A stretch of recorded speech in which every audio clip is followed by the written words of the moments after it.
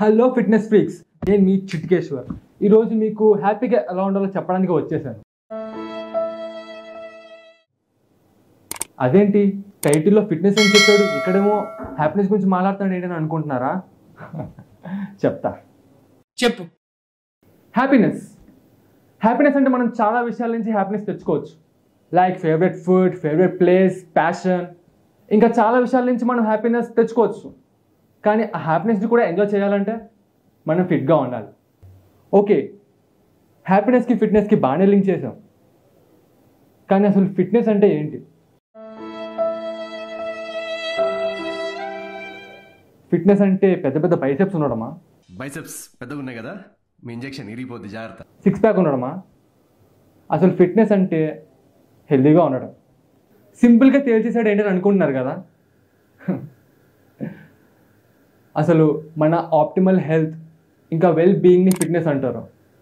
Fitness అంటే మన body ఫిట్గా ఉండడమే కాదు, మనం మెంటల్గా, ఎమోషనల్గా ఫిట్గా ఉండటం.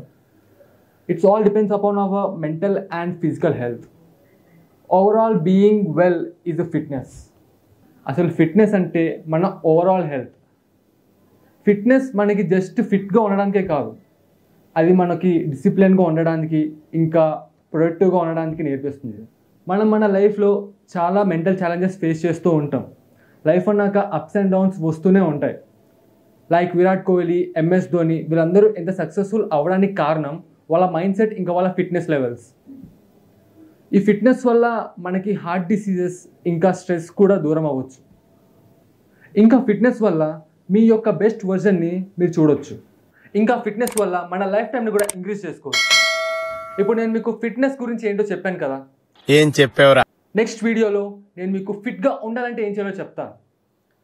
This is Varun signing out. Stay healthy, be happy.